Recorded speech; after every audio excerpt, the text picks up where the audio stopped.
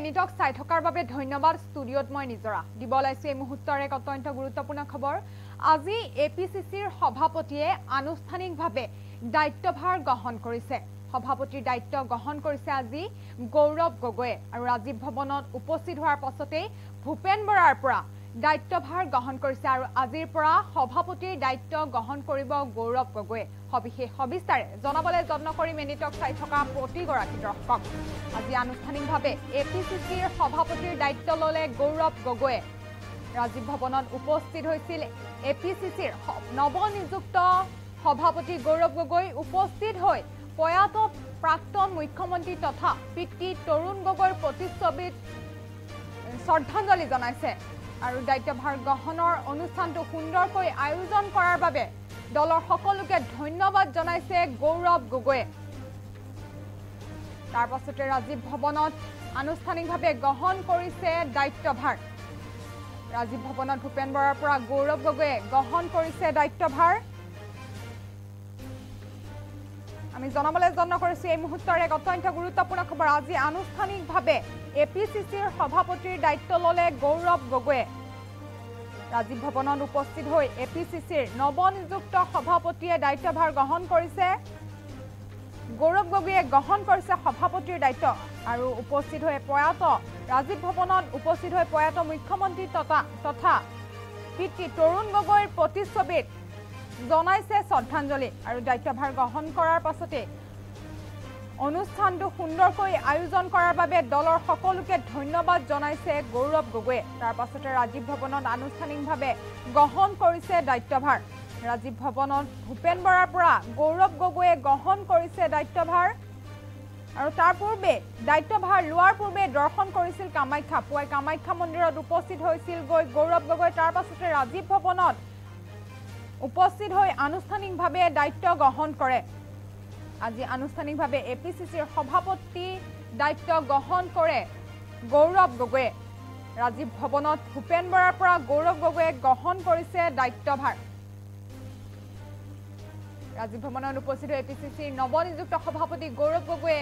দায়িত্বভাৰ গ্ৰহণ কৰিছে সভাপতিৰ দায়িত্বভাৰ এতিয়াৰ পৰা গৌৰৱ গগৈৰ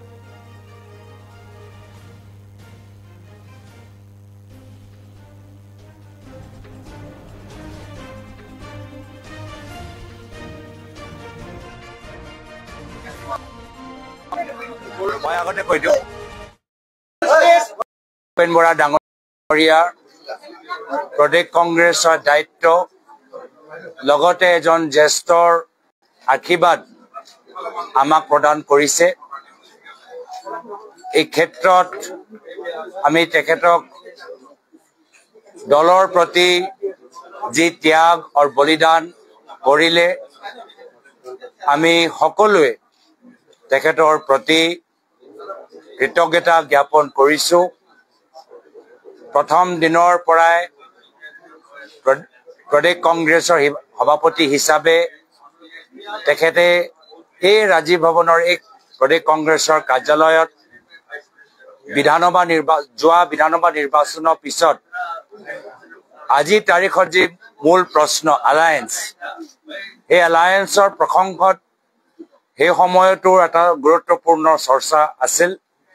যে কংগ্ৰেছ ইউডিএফৰ মাজত এলায়েন্স থাকিব নে নাথাকে এই সময়ত তেওঁ দায়িত্ব লোৱাৰ পিছত এই এলায়েন্সৰ প্ৰশ্নটো প্ৰথমতে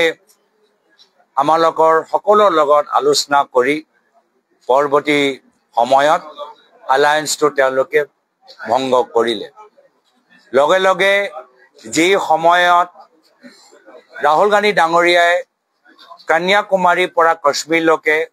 ভাৰত জোড়ো যাত্ৰা আৰম্ভ কৰিছিল সেই সময়ত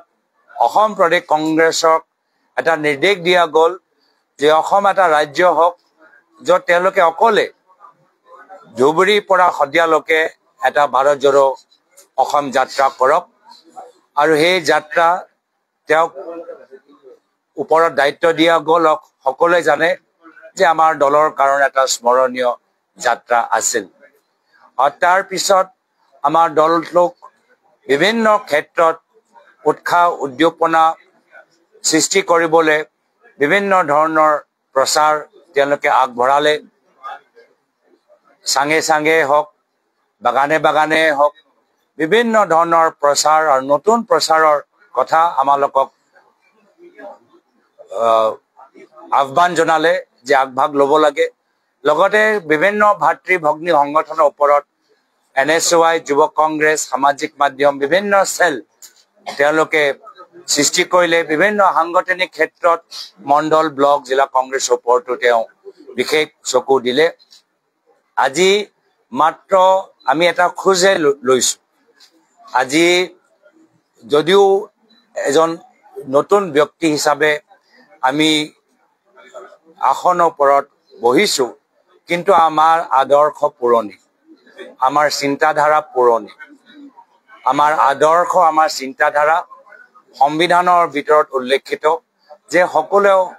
প্ৰতি সমান চকুৰে সমান অধিকাৰ প্ৰদান কৰা সমান ন্যায় প্ৰদান কৰা এয়া হ'ল আমাৰ কংগ্ৰেছ দলৰ আদৰ্শ আৰু সেই পুৰণি আদৰ্শ মহাত্মা গান্ধীৰ আদৰ্শ পণ্ডিত নেহৰু আদৰ্শ চৰ্দাৰ পটেলৰ আদৰ্শ বাবা চাহেব আম্বেদকৰ আদৰ্শলৈ লগতে আমাৰ অসমৰ ভিতৰত আমাৰ প্ৰয়াত গোপীনাথ বৰদলৈৰ আদৰ্শ প্ৰয়াত হৰত সিংহৰ আদৰ্শ প্ৰয়াত আমাৰ বিষ্ণুৰাম মেধিৰ আদৰ্শ আৰু আমাৰ প্ৰাক্তন মুখ্যমন্ত্ৰী হিতেশ্বৰ শইকীয়াদেৱ প্ৰাক্তন মুখ্যমন্ত্ৰী তৰুণ গগৈদেৱৰ আদৰ্শলৈ আমি সকলোৱে মিলিজুলি আগবাঢ়ি যাম যোৱা 3 দিনৰ ভিতৰত আমাৰ দলৰ নেতৃত্বই আমাক যথেষ্ট প্ৰেৰণা দিছে আশীৰ্বাদ প্ৰদান কৰিছে আমি সবকে ধন্যবাদ জ্ঞাপন কৰিছো আৰু যোৱা 3 দিনীয়া কাৰ্যসূচীত যে আমাৰ দলৰ নেতৃত্বই তৃণমূল কৰ্মীখিনি কিমান যে ত্যাগ বলিদান কৰিলে এই যাত্ৰাটো সফল কৰিবলৈ প্ৰতিকূল বতৰ নেওচি এই 3 দিনৰ যাত্ৰা সফল কৰাৰ বাবে মোৰ ফালৰ পৰা প্ৰদেশ কংগ্ৰেছ বিধায়কসকল সাংসদসকল জ্যেষ্ঠসকল জিলা কংগ্ৰেছ ব্লক কংগ্ৰেছ তৃণমূল কৰ্মীখিনিক মিডিয়া বিশেষকৈ অসমৰ সাংবাদিকসকলক আৰু জনসাধাৰণক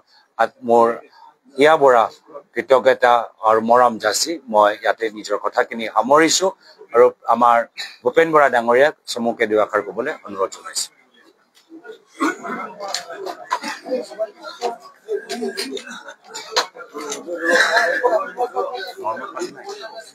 ঠাণ্ডা ঠাণ্ডা ঠাণ্ডা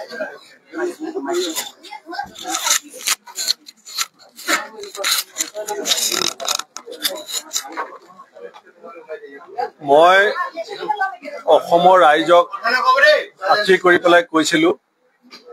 যে কেন্দ্ৰীয় নেতৃত্বই যেতিয়া মোক এই দায়িত্বৰ পৰা অব্যাহতি দিয়াৰ সিদ্ধান্ত ল'ব মই এটা মুহূৰ্ত দেৰি নোহোৱাকে মোৰ পৰৱৰ্তী সভাপতিক দায়িত্ব সমজাই দিম আৰু যোৱা 15 মে তাৰিখে মোক দিল্লীত মাতি নি কেন্দ্ৰীয় নেতৃত্বই এটা সংকেত দিছিলে আৰু সেইদিনাখনৰ পৰাই মই এই মুহূৰ্তটোৰ কাৰণে অপেক্ষা কৰি আছিলো যে মই মোৰ পৰৱৰ্তী সভাপতি হিচাপে মোৰ ভাতৃ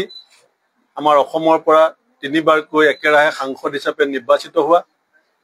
আৰু সংসদৰ মজিয়াত